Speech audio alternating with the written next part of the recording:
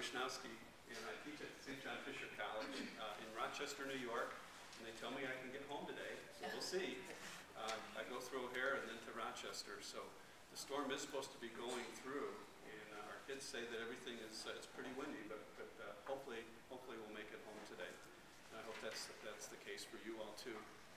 I'm here with two of the other associate editors.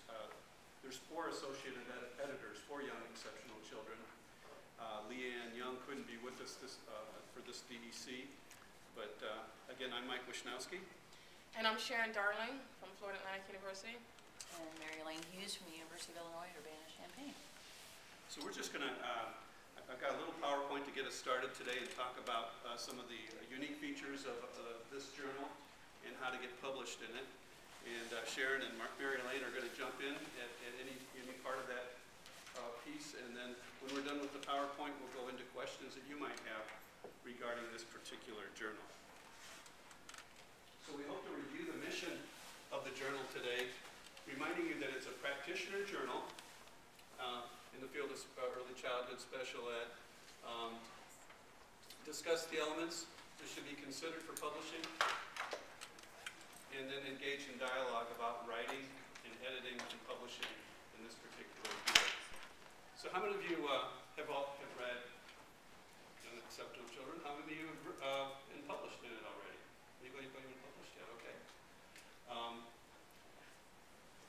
We're at volume 15, meaning that 15 years of Young Exceptional Children. So it's not that old. It's not that old. But in that time, it's developed its own look and its own genre. We'll kind of go through that today. DEC really only had one other journal in the field. That was the Journal of Early Intervention, and that was very research-based, and they felt that it wasn't very friendly, frankly, to practitioners. So they wanted to create a journal that still was evidence-based and had research to back it or a good theory to back it, but was also accessible to practitioners, including teachers in early childhood, but also related services personnel, paraprofessionals, parents, the whole gamut of people who belong to DEC. It is a peer-reviewed journal. So for those of you in academia, it does count as a peer-reviewed journal. And that's a plus for us. But also kind of gives us a little bit of a challenge sometimes as writers.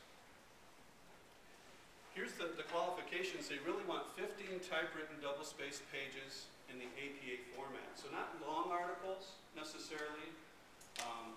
Always think of an article that someone could read on their break. Think of teachers in the break room. Typically 3 articles are in each magazine, each journal. We have 3 major articles. There's a special section in all YEC journals called the Resources Within Reason, one of my favorite parts of the journal.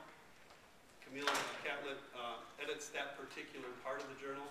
She usually picks a topic like, it could be program evaluation, Transition, or working with parents, preschool transition, but she finds free or cheap resources that practitioners can use. And I've found many things that I can use in my teaching, but also that are very helpful in the practice of early childhood special ed.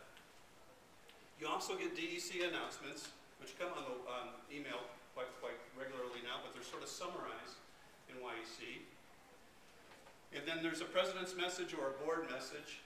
They're kind of moving it towards different board members having an opportunity to talk. You can kind of get some of that. And now they have this new piece that you'll start to see in the more recent YECs that are more opinion pieces and voices from the field that are meant to be a little bit more provocative and come from some of the leaders in the field.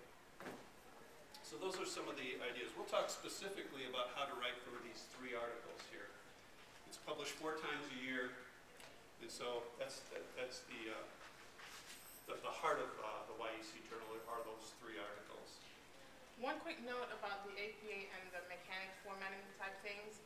You want to make sure you look at the guidelines for that, because you don't want your manuscript turned back before even going to the reviewers. And Lori Jeans does a really good job of communicating with authors before we even see those articles if you haven't adhered to that. Many of the reviews that we're seeing, we're still noting APA formatting issues from the reviewers. So that's not something you want to bias your content. So you want to make sure you pay attention to that. Yes. So the 15 pages, definitely no more than that, but would it get kicked back if it's less than that? I mean, is that perfect, 15 pages, no more, no less? No, it's an average or roundabout. If it's 25 pages, it might get kicked back. Okay. But if it's 10 pages, it won't get kicked back. So there's a little margin or degree there, but if you want to shoot for 15, and if you're a little above or a little below, that's Yeah, fine. so an approximate is a guideline. But I also want to just reiterate what Sharon has said, because, and I think one thing that many people do is before they submit a manuscript, get a friend or a colleague just to read through it really quickly. Somebody who, because I know when I prepare a manuscript myself, it's like I've been working on it, I don't see things, and then I go back and somebody catches it, and I go, gosh, what was I thinking? But you look at it for so long that you tend not to see some things, and you get somebody just to kind of look through it for those kinds of things to catch them, then you can kind of clean that up before you submit it. Because Sharon's right, it's like you don't want somebody to, if it's not organized well, or there's typos, or there's the APA style, then that's what the reviewer is going to focus on when you really want them to focus on the content. So again, this is just the description that's right in the front of the journal. Who's this for? It's for teachers. I would say teachers are probably our biggest audience. But other personnel in early childhood, I think there's an emerging readership among administrators in the field. And it's kind of an important thing for them to have a journal of their own. I sometimes wish they had their own journal, because I think they have some unique issues. But YEC tries to capture some of those issues. And the two articles I've had published in YEC have been aimed at administrators. So just another audience to think about. But certainly all the therapies, families, there's, I think, one of the most downloaded articles from the journal was written by a parent. And others who work on behalf of children advocates and so forth, policymakers. But our key audience are teachers, people who are working with kids day in and day out. Including early intervention personnel. Yes. And I'd just like to, I underline these here. We want useful articles. We want utility. We want things that people can take back and actually implement in their classrooms. We want friendly articles. Your tone is really important for YEC. We want this to be something that's easily read and easily understood, and comes with a certain tone that kind of evokes some of the happiness and some of the joy of working in our field. But, and here's sort of that balancing act, you still have to talk about it. The strategies that you're recommending are research-based. So you have to cite research in these articles, and you have to be clear about certain definitions. And you got to be aware of academic speak. We kind of get into our own discourse communities as we get into our doctoral studies, and we can be very annoying to practitioners and very condescending even. So you got to be careful with certainly making sure that people see that you're still, because they're looking to you. They trust you. If you got published in YEC, they're trusting that you're representing a evidence-based practice that you're presenting. But you got to kind of couch it in something that's easily digestible, if that makes any sense. So publish 4 times a year. There's 4 practitioners. It complements JEI. And it's the major source of printed communication between DEC and its membership. So again, that's where you'll find a lot of DEC alerts. So do you consider, and this is just a rhetorical question, do you consider professionals, paraprofessionals, and family members to be a part of your discourse community? So as you're studying early childhood special education, do you consider those folks people that you need to communicate with and keep inside? And do they help you work through some of the issues? And I think in the kind of field we are, the obvious answer is probably yes, but how do we reach them if they're not talking some of the same academic speak and some of the same research depth that we are kind of marinating in academia. If they're not part of your discourse community, what will you need to keep in mind as a writer wishing to address them in a YEC article? How are you going to reach them? You've got this evidence and this research and this background, so how are you going to reach them in a particular article? So, to me, there's really 4 elements to consider when you're doing a YEC article. And let's just talk about those 4. The first one's friendly tone. That's right. Yeah. Who is this? Who is that? Baby Bob. Baby Bob. Baby Bob, right? When my kids were little, Barney was the rage. And for those of you who don't know, Baby Bop is Barney the dinosaur's sort of sidekick, right? It was really kind of sad when I went to prepare this presentation. I went to look for just a little Barney toys or dolls that I could kind of maybe bring and just to show you, to have as a prop. And there are no Barney toys left. It's Dora and all these other things. I really feel bad. I heard Baby Bop's going to be on Celebrity Rehab. That's really sad. What happened to the Ninja Turtles? Yeah, really. They're back. But way back when my kids were little, Baby Bop was the rage. And lucky for me, this book was a book we had in our house and that I would read. And it's a cool book. It's Where Are My Shoes? And Baby Bop spends the whole book trying to find her shoes. And she looks under the bed, and she looks in the cupboards, and she looks here, and she looks there. And I won't tell you the ending.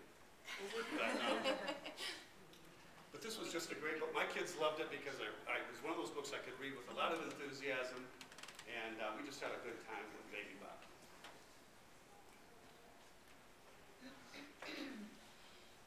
However, this is what happened to me. I was at the University of Illinois as a doc student, and I had 2 children. My wife worked. We starved comfortably, like a lot of doc students, right? And I got this consulting job, maybe, in Indianapolis. It was a large early childhood center there. But it was me and another guy, and guys are kind of unusual in early childhood. I ran a early intervention program before I started my doctoral program as part of the principalship I had. And so to get hired as a consultant for this job, we had to show that we had some felicity for working with kids. So for the whole morning, for the interview for the job, they put us in a classroom, and they were behind a 2-way mirror, the administration, and they watched me working with a group of like a kidney-shaped table with some kids with some fairly significant needs. And then my partner was in another part of the school getting kind of the same treatment. So lo and behold, my job was basically to read to the kids, and what book was on top? Where Are My Shoes? Score. I know how to read Where Are My Shoes really good. So I'm reading Where Are My Shoes, and I'm going through and I'm showing it, and the kids are into it, and everybody's laughing and all that kind of stuff, and I know I killed them. So what happens? It's over with, and the administration comes from behind it. It happens to be the little girl that was sitting to my right.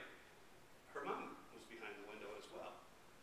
And her mom comes up to me and in front of me says to the administrator, "Does he get to work here all the time?" I got the job. I did get the job, so that was really, really fun.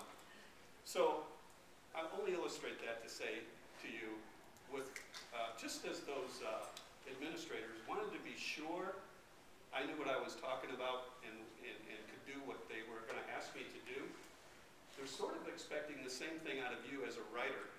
They want to know that you get it, that you're not just some egghead who's going to come and tell them what to do, that you have some anchoring in real life, everyday, early childhood. So you need to kind of tell a story, and why you see it, I don't know that it started this way, but it emerged and it has stuck as a genre in YEC, is that there's this vignette. And if you read the journal, you know how it works. You kind of start out with a story that kind of anchors you in a classroom, anchors you in an assessment, puts you somewhere with a parent so that you're part of of a situation that's intriguing, that presents an issue or a problem, and then sort of sets the stage for what can you do when this kind of situation sets up. So, especially for the doc students out there, I know where you are. You're kind of immersed in all this academic writing. Well, this challenges you to go back and tell a story. And that's a different kind of writing than just plain academic writing. And what you got to do is kind of balance a little bit of both of that to get a YEC article to kind of work as they work. Does that sound right to you all? Sure. Two things about vignette. All YEC articles begin with a vignette. It's not just to have a vignette at the beginning, but to continuously return to that vignette and weave it in and out of the story that you're telling about this strategy or intervention. Oftentimes in some of the manuscripts I'm seeing, they have a vignette, but they don't return to it. They don't use it where it would be poignantly used. And it's not just to introduce the article, but to tie your ideas back to a real family, a real situation, a real strategy. The other thing is, prior to this, YEC only started with a vignette. A couple of years ago, we've added the abstract as well. That was one of the things when we went to Sage with YEC, is that in order for articles to, these articles to appear in different search engines, we needed an abstract. So you have to have an abstract and the recommendation for the vignette.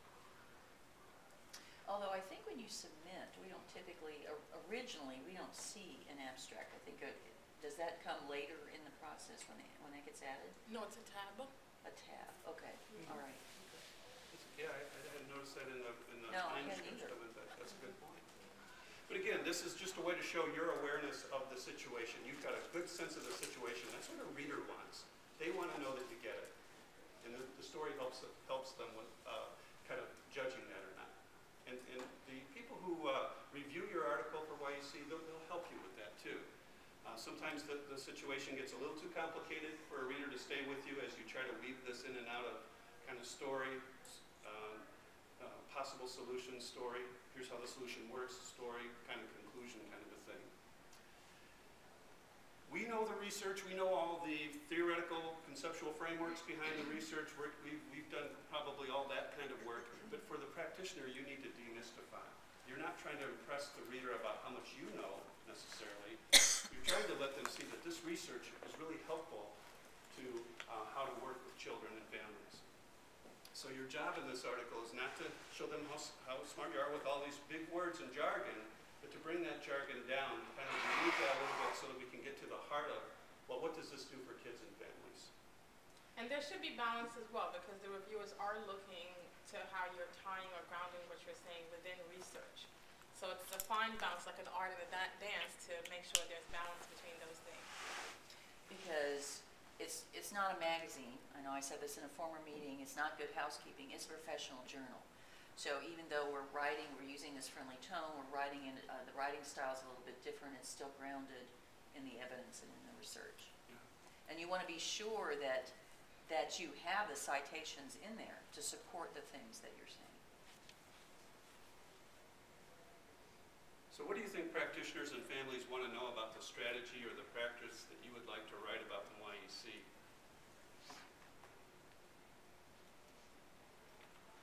You go back there. Sorry. There? Next one. There. They really want to know how useful it is. It's sort of like when you go to a workshop with teachers. A lot of times teachers want to know, just show me how it works and how I can take this back to my classroom.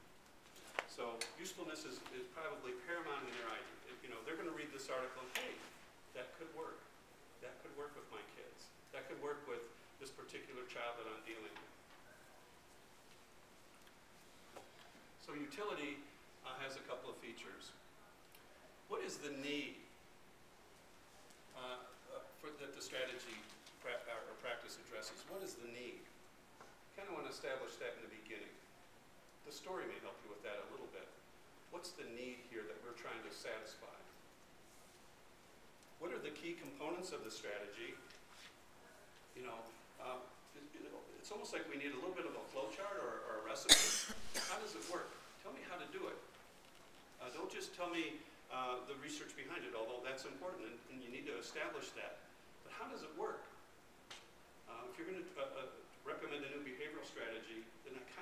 know the recipe for that. That's the heart of it. Does it work with everybody? Does it work in a self-contained classroom? Does it work in the community? Where does it work? And with whom? Is it with all kids? Is it with kids with cerebral palsy? Is it with kids with a hearing impairment? So you've got to be somewhat specific about who this is going to help. What resources am I going to need? Is this a real expensive thing that I'm going to have to do? Is this something I can do with household materials? You know, those little kits I can bring and hand out to parents? What resources are we going to need to make this work? Am I going to ask this for in my budget next year? Is this a capital expense? How do you implement it? Am I going to need to train staff to make this work? Am I going to have to get consent from parents to make this work? What are some of the issues that might go around implementation? And then what can I realistically expect to happen if I do it right? This could be a good outline for your article. Yeah. Establish the need. What are the key essential pieces of the practice? With whom and where will it work? What resources do I need? How do I implement it? And then what should I expect to happen? And the research can help me on several of those. How can you write about the theory or research behind a strategy without losing your practitioner audience? Because they have a certain patience with your research piece, but again, they want to kind of get to the meat of the usefulness. But they're expecting you, they're trusting you, if you got through the process of publishing, they're trusting you to have a good research or theory behind it. So how do you show that? And this is sort of that balancing act. The test of a first-rate intelligence is the ability to hold two opposed ideas in the mind at the same time and still retain the ability to function. So all that to say, basically, you've got the research evidence base that you sort of have to prove, but you also have to do it in a friendly, useful way. So you've got friendly tone, usefulness, and now research-based.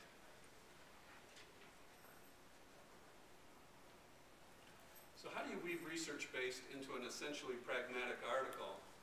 Practitioners want and need to know that the strategy is sound and backed by evidence. Here's a real good way, and actually we look for this as editors.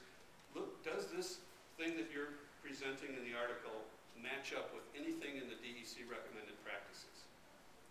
Use those recommended practices to help anchor, because those recommended practices are there because they are backed by research. And they can be your starting point to get to the major players in that research. So we kind of look for the DEC recommended practices as a grounder. And it's a DEC publication, so I think we like to see our own publications a little bit, especially this one, because so much work goes into it. It's going to be revamped again soon to get caught up a little bit. But it's a very important way for us to communicate our field to the rest of the world. I think also, Mike, in terms of that's a nice, because it pulls it all together. So it cuts across many topical areas in the process assessment, working with families, teaming, the actual implementation. But the other thing I was going to say too is, let's say that you have an article and it's about transition. Then we know that we have a fair amount of research that's been done around transition. So as a reviewer, when I'm reading, I'll be looking for are some of the key things that's already out there in the research. So in addition to, I know I can tell that you're citing some things from the recommended practices, but I also want to see something from the research base that we already have in transition that shows me that you know what some of that basic research is and that's already been done and that supports what it is you want to talk about. So we've certainly had, we've had transition institutes, Beth Rao, Hallam, there's books out, there's been lots of articles, so there's some good sort of classic things around transition that would also fit really nicely in terms of grounding of whatever it is you're going to share then about some particular maybe procedure or something that you and a colleague have worked on and been successful with that particular topic. So typically, I think with the genre of YGC, you're juxtaposing a little bit of the story and then followed by a little bit of theory and practice. A little bit of the story, go back to the story, and then a little bit of theory and practice. And throughout that, I think going back to that outline of need, strategy, context, and so forth, if you follow that, that's sort of your ways that you can juxtapose the story. Now, it's not as lockstep as that, but it's a way to kind of get started to think about an outline for a YUC article, I think. The other thing I want to add really quickly too, and this is, I think, reiterates something that Sharon has said before about weaving the story, is I noticed recently gotten some manuscripts where, and oftentimes for me this is the hardest part of an article, is the end. How do you bring it all to an end, and being sure that somehow to weave that story in, but it's also included at the end. There's some conclusion, there's implications, there's something, and that there's some discussion of that. So it's not all of a sudden you've done this nice job and then it's just dead in the tracks, and there's no like, okay, so pull it all together for me at the end and summarize. And a lot of times, again, it's a useful tool to. So what happened to Sarah and Johnny, or what, whatever. So be sure that kind of. Think about yourself as you're watching a television show or something, and then, if the power goes out 5 minutes before the end, how would you feel? A little bit frustrated, perhaps. And it's not lost, right? We don't go. We don't wait for the next. You don't have another episode. That's right. No more episodes. This is it. Bring it all together, wrap it up together, bring the vignette to a close, and end with your recommendations and your outcomes. And through that discussion of a synthesis, then you kind of, in summary, you can say, what are the benefits then? And then what are the limitations? That every practice probably has some limitations. It's only useful for maybe birth to 3, but once they get into preschool, maybe it stops being as relevant. Something like that. But be sure that you talk about, that gives it some credibility, to be honest. You're not just promoting it, you're critically analyzing it too as you present it to a new audience. What are the writing specifications for a YEC article in comparison to those needed for a research journal like JEI? So the fourth thing that you really need to be concerned about is writing mechanics. And don't say, well, the editor will help me with that. That's one way you can really hurt yourself, is if you presume that the editor is going to do all your APA work for you, and all your punctuation work and all your grammar work.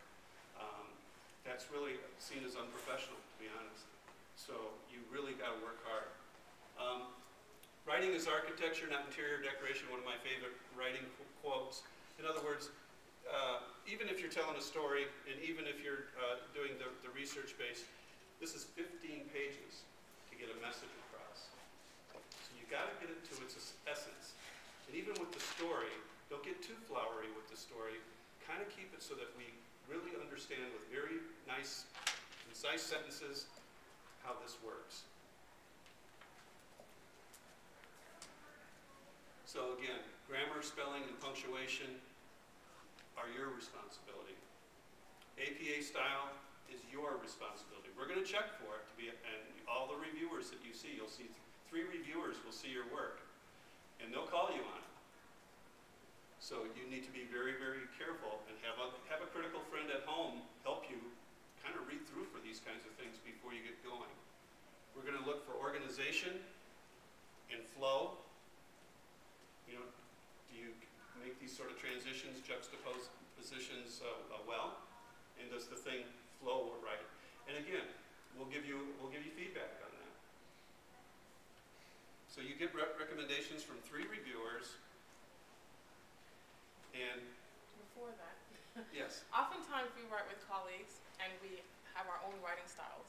So one of the things you want to look at when you're looking at your finished manuscript is cohesiveness of style, because we have different ways in which we approach writing individually, and you want to make sure that whatever the final manuscript presents a unified voice or a unified style.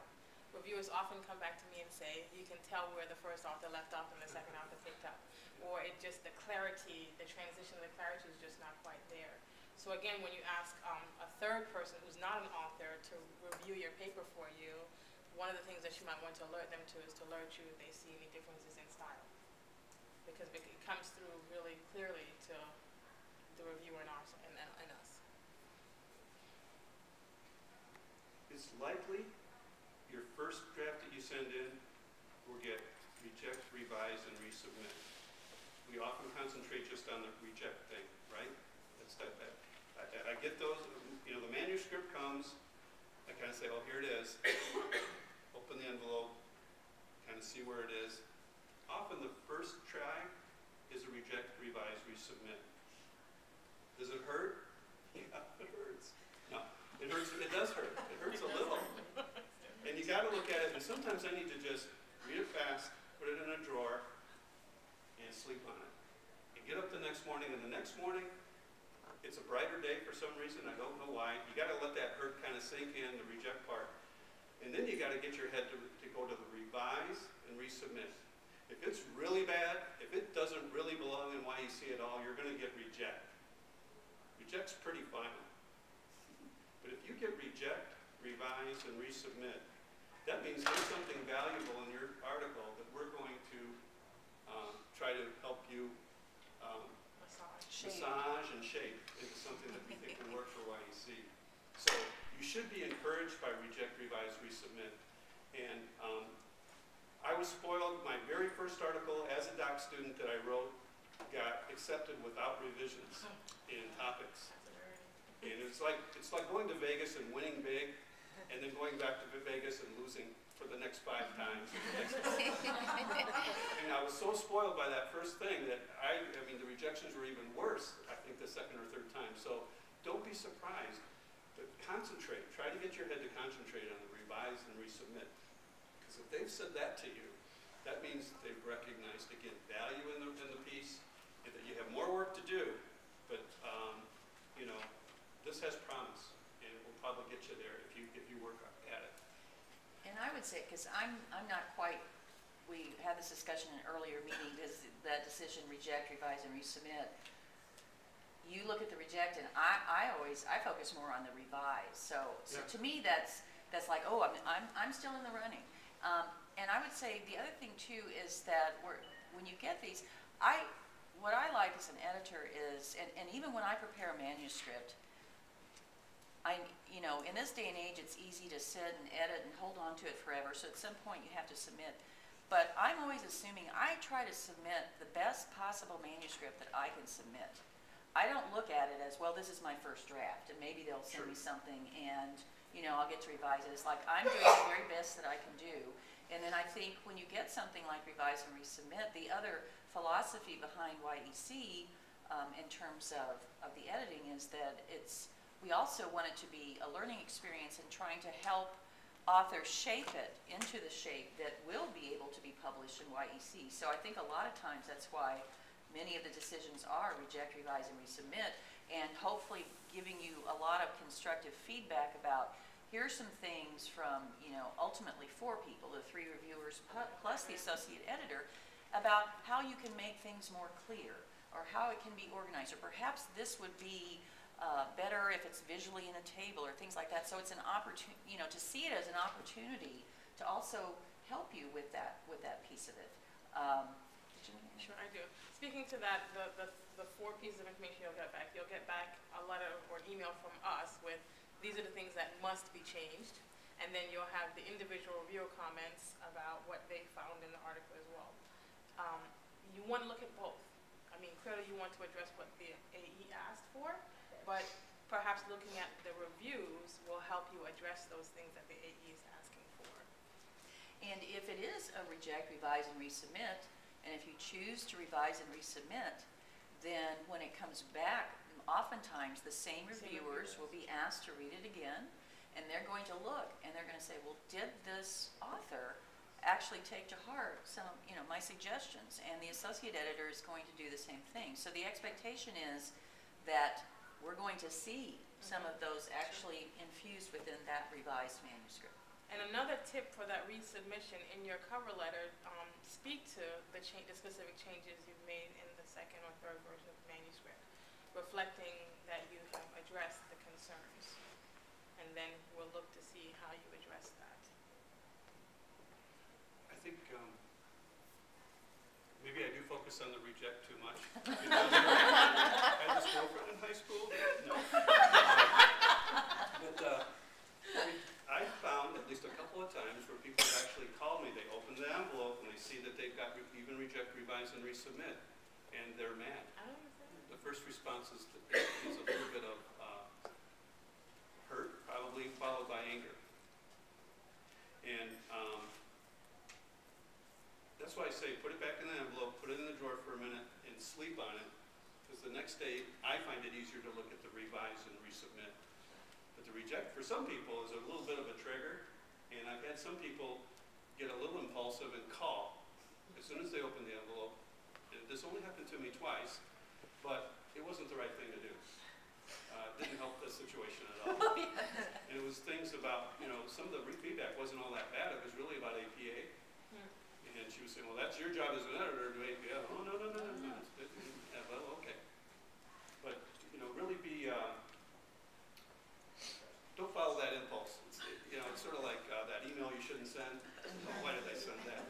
It's the same kind of thing. I just had a couple people get really kind of uptight about the reject. And then if they would have waited a little bit longer and saw exactly really what they said and put the emotion out of it, they're really giving you good feedback. And that's the important thing.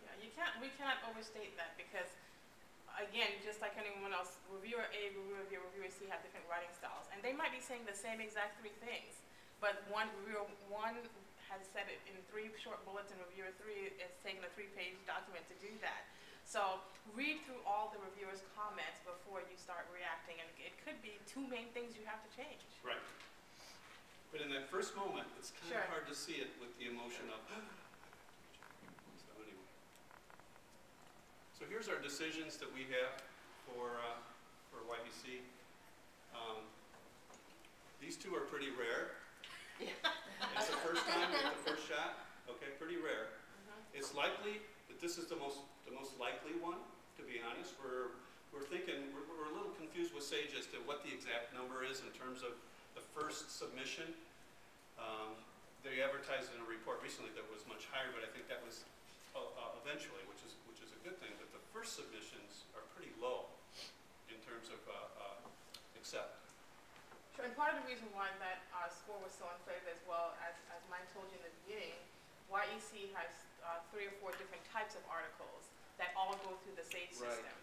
And that drives up the acceptance rate because things like the resources and reason are automatically accepted because Camille does that all the time. The president's message. The president's message, those kind of things. So as an author or potential author, you're looking at first-time submission of an article and what the designation is after that first-time submission.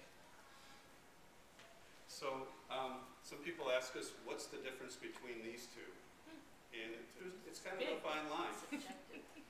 Typically for me, this means that you still have quite a bit of work to do. There's some structural pieces that probably really have to be addressed. You really need to ground it more in your research base maybe.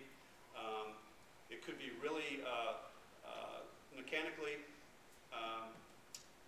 needing a lot of work. It's bad enough where it's affecting the meaning of the article, but we still see something promising here. And that's what you got to see if you get this particular piece. That often raises it to here. To me, this is more of a cleanup kind of a thing. It's not perfect yet, it's not publishable yet, but we like it as long as you do these 2 or 3 things. And there's usually a minimal kind of cleanup that you have to do with this, but they have to be done before it gets into the journal. And whether you get accepted revisions or RRR, you want to be timely in responding, and that can only benefit you in that it'll come back to the same AE, it might go out to the same reviewers, and the information is still fresh in our minds. So we really are looking for what changes you've made since the last draft. If you wait too long, then it's basically a new submission all over again because it's so far removed from our minds as well as the reviewers' minds. The reviewers might no longer be available to look at your particular piece again.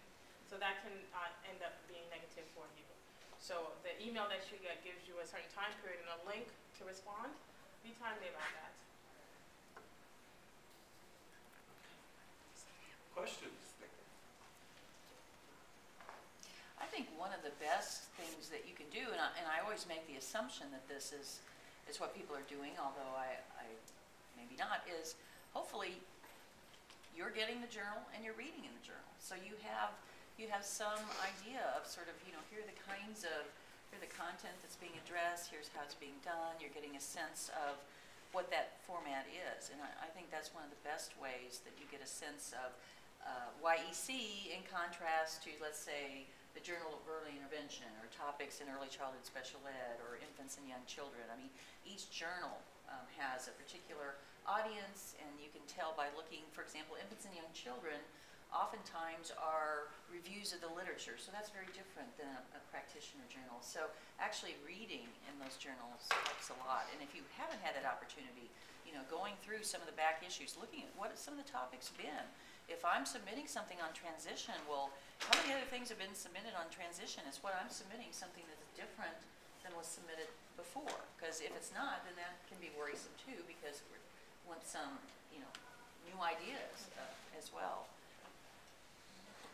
Let's take a moment to introduce Ami. Oh, yeah, sorry, it's a different meeting. Hello.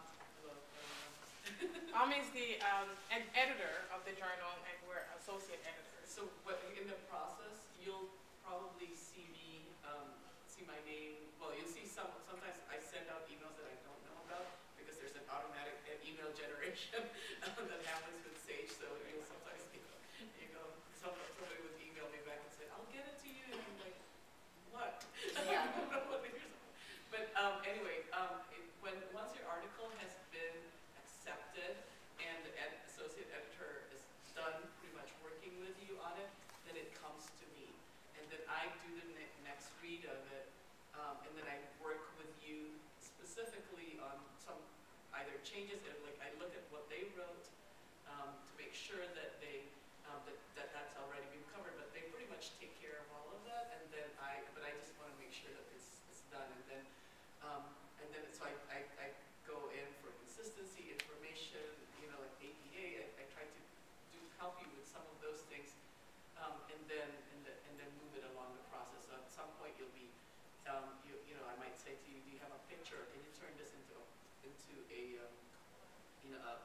table format instead, or whatever? And so I'll do a lot of the edits before I put it to production, and then I'm the one that assign it to the issue that it will go to.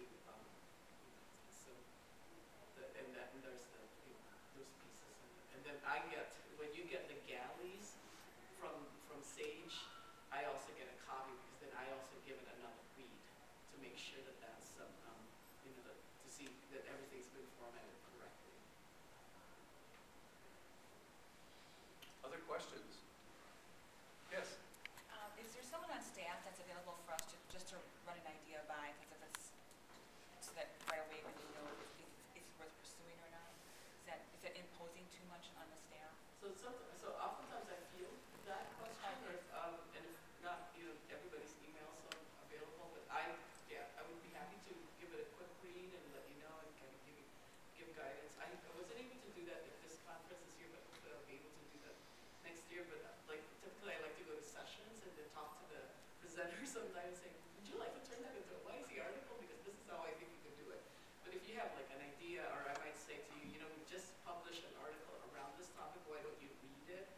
Because and then see what you think you can add to this topic here. But pretty much I kind of feel most of those questions. And if you have any, I don't know if you want to mention, Lori Jeans is the managing editor, and she has a very specific role. If you want to talk about her role, particularly around if there's issues related to the database or that template, I don't know if you want to mention what she does. Lori Jeans is the managing editor, so she takes care of all the technical aspects of submissions and things. And so oftentimes, sometimes if you're not sure your manuscript uploaded correctly, she's able to help unsubmit it. She can go in as a proxy. So sometimes she'll say to you, you just why don't you email it to me, and I'll turn it in. I'll submit it for you, and she can do all of those pieces in there, and she can check to see where you can actually check where your paper is at. But pretty much she she can help you along with the process. But a lot of the technical stuff she provides for both the authors as well, the reviewers and the associate editors. And so she's pretty much, she's very responsive with emails. Is there a question here? Yes. Yeah, so if you submitted an article and it's accepted, would it wait, like now you're looking for manuscripts around this topic. How long would it sit before would it wait until, the periodical is going to be doing something on that topic, or how does that look like? So the monograph is separate from the journal. The monograph, all the submissions, it doesn't go through Sage. You don't submit that. And you'll see my name on it because I'm the one that's kind of I'm serving as the managing editor for the monograph. The content editors are Susan Sandell and Wischnowski. That's totally separate from the journal. Okay. When you submit to the journal, I don't know, Angela, do we have the turnaround time? Do you know the turnaround? I don't know the turnaround time, I'm sorry. Yeah, so We we don't tried. have the exact number, but once it comes to the AE, then we assign to the reviewers. The reviewers get a certain number of weeks to respond, and then we respond to you. Once an article has been accepted, so you've revised, you resubmitted, or you've gotten acceptable revisions, then it goes to AMI. And I think this is what she's asking. The YEC issues are not topical, so basically she slates it in where the next try not thing to make sure that there are, like, if there's a literacy article already slated for one issue, I don't put another literacy article on there because I want it to be really broad, and we try to make it that, because the monographs are topical. Okay. The journal shouldn't be.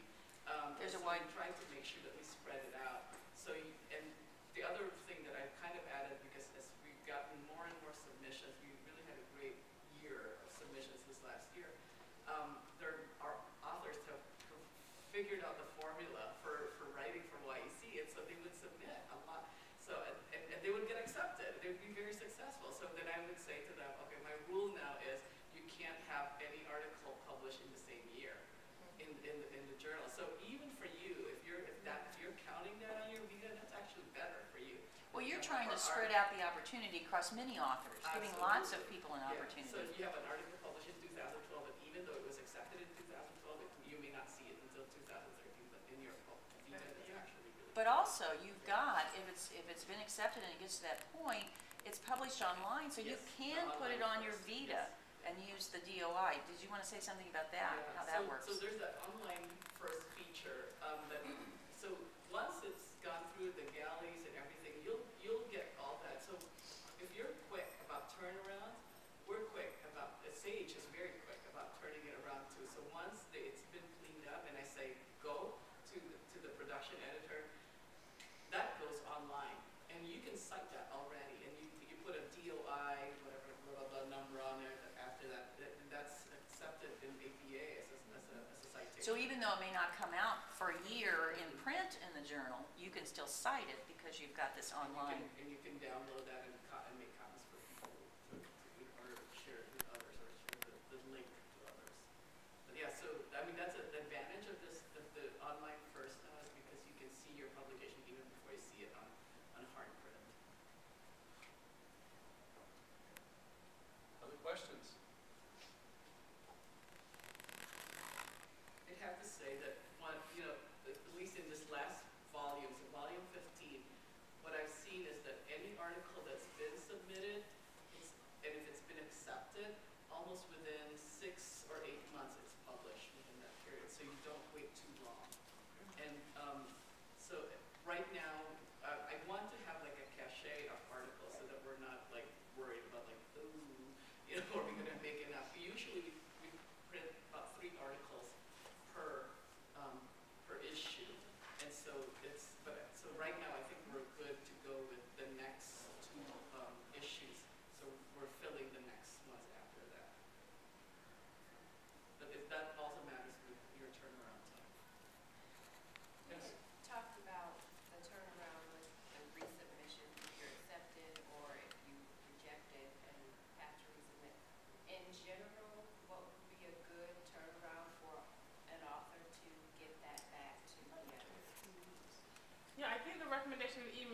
around 3 weeks or a month, but I don't think it's much longer than that, but the specific What wording is. happens is your article, if you don't turn around and resubmit pretty quickly, your article gets archived. And then and then you have to submit it as a new submission. And that's just an automatic generation on the, do you know what the date is? I think it gets, yeah, it gets archived and then you have to resubmit it and then it will be kind of confusing for the editorial office because it's coming into them as a new submission. They can't necessarily know which reviewers to send it back to, so I don't know the exact dates. The other thing too that came up in a previous meeting is Lori Jean's the managing editor. If there is some legitimate reason, and she mentioned this was actually a reason that this person was having a baby, she emailed her and said, I'm having a baby, I won't be able to get my resubmission in, in 3 weeks, can I have a little bit? So she can go in and she can manually change something. So if there's a very reasonable explanation for why, you may not be able to turn it around within that, a quick time period, then I think an email to Lori and then she can help you figure out, okay, so what will be reasonable in this situation? And then that gives her, that gives a heads up. Because when we say reject, revise, and resubmit, I know in my decision letter to the author, I usually say, and I hope you will consider doing this.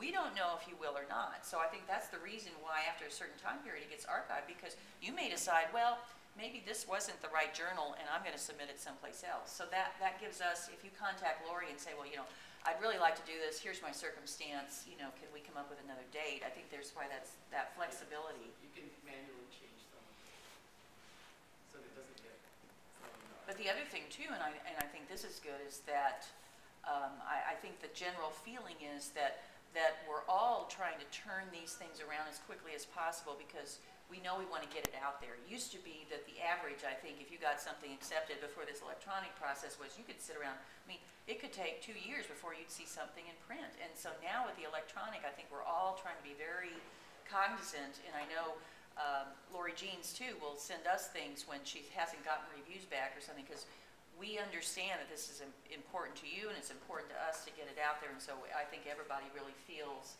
that we want to be timely, and we're holding ourselves, our own feet to the fire in terms of making these turnarounds and getting the reviews and the information back so that things can move forward.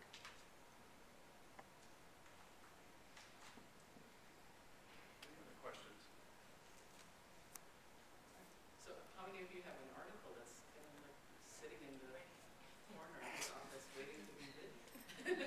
Or the corner of your head, right? Or ideas, even ideas, yeah. Good. Well, we encourage you to really act on that writing impulse, and we're anxious to see your work, and we appreciate your attention today. So if you have any other questions, we'll be around, but thank you. Where's that sign-up sheet for the reviewers list? If you came in late, we are soliciting reviewers for the monograph. If you're interested in serving as a reviewer for the monograph, there are also stacks of the call for papers for the monograph floating around on challenging behavior. And if you're interested in being a reviewer, right, or a guest reviewer, is there a sheet going to sign up sheet for that too? Oh, okay. But you can send Tommy an email or go onto the Sage system and request to be a guest reviewer.